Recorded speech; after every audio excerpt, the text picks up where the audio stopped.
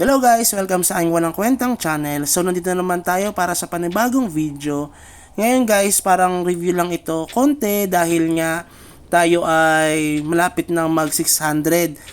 Tayo pala ay magpapalit na ng Blade Knight. May mga items na tayo. So hinihintay na lang natin na tayo ay mag level up. Pero bago yon, gusto muna natin magkaroon ng quick review dito sa ating Xiaomi dahil syempre hindi na tayo babalik dito sa Xiaomi na ito para naman kahit papano may memories tayo na tayo ay nag-Xiaomi din kahit papano. At ano ba ang experience natin dito sa Xiaomi?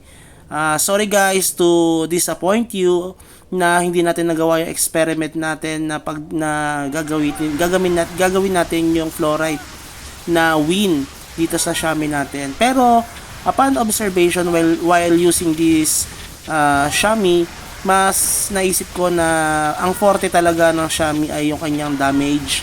So, feeling ko hindi para sa kanya yung wind fluorite. Mas maganda pa rin sa kanya yung fire fluorite dahil nagre-rely siya sa kanyang damage output. So, importante yon. Para sa akin lang naman ha. Kasi the more na tumagal yung laban, the more na malaki yung chance na matalo tayo. Kailangan kasi natin sa Xiaomi ay mabilis matapos yung PVP, yung laban natin doon sa kapwa natin players. At isa pa, nakikita ko kasi sa Xiaomi, hindi siya panglahatan. Yung tinutukoy ko dito, yung parang maramihan na clash, kunyari 3, 4 na kalaban, or 2 versus 1, hindi siya pang ganon. Unlike sa DL at saka sa BK, pwede niyang pagsabayin. Pwede rin naman pagsabayin ng Xiaomi, kaso syempre, malambot nga siya eh.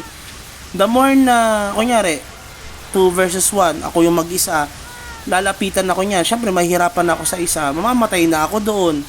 Or uunti na buhay ko kasi nga madidikitan na nila ako, lalo kung sila ay mga range din katulad ko, tulad ng Wizard. Pero walang sinabi ang Wizard, para sa akin lang naman, walang sinabi ang Wizard pagdating sa 1v1 dito sa Xiaomi. Pero pagdating sa farming tulad ng Killing of Red Boss, mas forte ng Wizard yon. Dito sa ating Xiaomi guys, tayo ay pang top 17 sa ating class, ay sa ating server, sa cross server naman pang top 68 tayo. Tapos sa lahat ng Xiaomi sa server namin ay sa cross server pang top 11 tayo. So medyo malayo. Actually tataas pa tong rank natin kung tayo ay nagpalakas. Pero hindi ko na kasi sinuot yung aking third wing, or hindi na natin change ng wing yung ating third wing kasi ang nabili natin na wing ay pang BK. So yun na yung gagamitin natin para pag tayo ay nag-change class ng Blade Knight, meron na agad tayo masusuot. So yun pa rin yung wing natin na 2.5. Tapos sa mga stockings of gears, hindi na tayo gumawa nun. Okay, so para sa akin, pagdating dito sa Red Boss, pag-hunt niya, pagpatay dito, umaabot siya ng almost 3 minutes to 4 minutes para mapatay yung Red Boss. Same sa Wizard. Ang difference ng Wizard sa Xiaomi ay sa Xiaomi kasi napakalambot niya. Kahit same silang pumatay ng Wizard, ang problema sa Xiaomi, hindi niya kayang i-sustain yung damage ng mga Red Boss. So hindi ako makapagtuloy-tuloy na makapag Red Boss tulad nung sa Sanctuary 4 tayo, hindi tayo kasi magkakadikit lang ang Red Boss doon halos. Pag napatay ko yung Red Boss na isa or dalawa, kailangan kong mag-pause ng kahit ilang segundo or 30 seconds para makapag-regenerate ulit ng buhay, or 10 seconds para makapag-regenerate ulit ng buhay para makapag-RB ulit tayo, which is medyo hassle sa atin kasi pagdating sa agawan ng Red Boss dito kasi ang ginagawa namin, ang nangyayari sa amin, kapag ikaw ang nauna doon sa Red Boss, ikaw ang unang nakahit, sa'yo yung ownership ng boss na yon, sa'yo na yon. Unless otherwise, magkakaroon kayo ng PK. Pero sa Sanctuary kasi, bihira yung nampi-PK doon. Meron doon parang courtesy na kapag nauna ka sa Red Boss, sa'yo na yon. Tapos maghahanap na, kasi ang dami ng mga Red Boss doon eh, sa ano na yon, sa Sanctuary. Pero dito sa cross server na pang 550, diyan madalas may mga nagpapatayan dito. Kaya dito minsan dahil nga sa cross server lang merong combo heart at saka yung seed, dito lang yan nalulot. Syempre, nagpa-farm din pa rin tayo dito para lang makuha yung allotted slot para doon sa combo seed kasi may limit din yan, 'di ba, daily. Tapos pagdating dito sa skills natin, sa skill talent kasi parang wala na akong patataasin dito. Pero gusto ko pa rin siyang pataasin. Itong yung Drain Soul kasi parang hindi ko siya nakikitang effective. Pero maganda siya, hindi ko lang siya na-appreciate siguro. Pero maganda siya, sabi nila. Yung parang dragon na yan, or lion, yun yung pinataas natin. Pero pinapataas pa rin natin to kasi pagdating ng Blade Knight tayo, meron tayong skills na idadagdag doon na ile-level up. So kailangan pa rin natin siya pataasin. Ganon din sa ating class talent, sa master talent natin. Pinapa-level natin siya. Pinapa-level natin yung mga yan gamit yung ating, hindi na tayo nag-top up ng mga ng mga jazz. Ang tinatop up lang natin is yung daily. So, ang ginagawa natin, usual, bumibili tayo ng jazz gamit yung MUC, or kung wala tayong mabili, ang ginagawa natin ay yung mismong MUC ang ginagamit natin pang level up nitong ating mga class talent. Kasi importante rin ito, guys. Maniwala kayo, importante yan. Kapag nahuli ka dyan, medyo mahirap habulin. Kasi nagtumigil din ako dyan medyo nahirapan akong habulin yan. Pero kasi magastos din yan kapag magtuloy-tuloy kayo sa pagpapalevel niyan. Tapos pagdating naman dito sa ating stats, ginaya ko yung iba na max agi. Yung ating energy ay sinakto lang natin sa set. Medyo mataas pa nga yung ating energy dahil tumaas siya dahil doon sa ating class talent na merong additional kapag tinataasan natin yan. Tapos yan yung ginagastos natin, yung mga na yan, yung MUC na yan.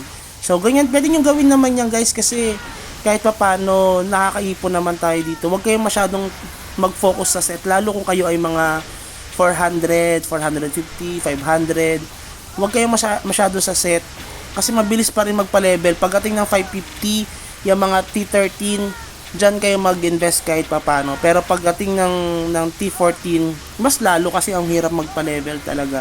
Parang 1 level per day tayo sa 550 plus. Lalo na nung na-reach ko yung 590, ang hirap magpa-level. Pero parang eventually nakakahabol naman tayo sa level na minsan isa or magdadalawa yung pa-level natin. Depende pa rin sa availability. Minsan kasi kapag ang technique ko kasi dito, kapag tayo ay nagpapa-level, nagpapa-buff tayo. Tapos gumagamit tayo ng imp. Tapos AFK lang doon sa mga minions. So nakaka-level tayo. So dito naman, pakita natin yung ating set na inipon sa ating T14 na Blade Knight na set dahil nga tayo ay magiging Blade Knight na. Baka bukas ng umaga Blade Knight na rin tayo. Asahan nyo na lang yung video natin na tayo ay nagpalit ng from Xiaomi to Blade Knight, no. So yan tayo, no, top 17. So baka umakyat tayo kasi tayo ay magpapalitan ng ating wing kapag tayo ay nag Blade Knight na.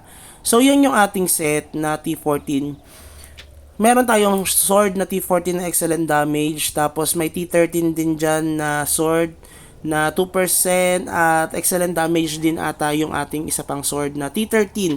Gagamitin natin kasi yan na dual sword kapag tayo ay magpapa-level. Kasi ang balak natin na gawin sa ating Blade Knight ay Guardian. So kapag Guardian ka, kailangan naka-shield ka.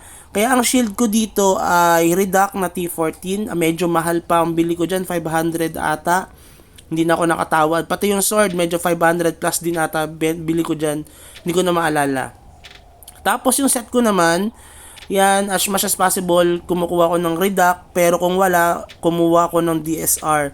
Yan lang yung mga set na natin. For the meantime, yan yung gagamitin natin habang tayo ay mag-grind sa level 600 map.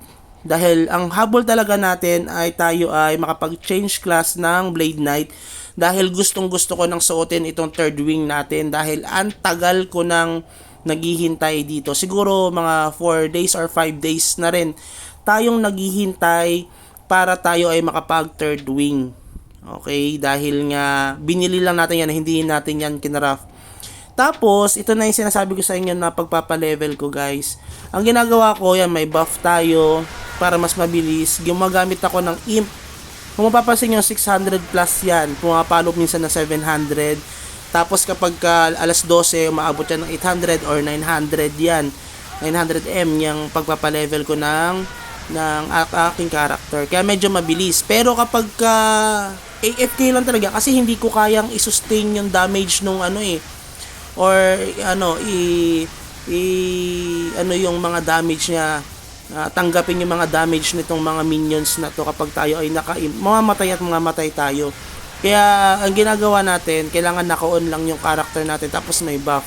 Kapag wala, gumagamit tayo or medyo busy tayo, kailangan pa rin naka-AFK, gumagamit tayo ng ating angel.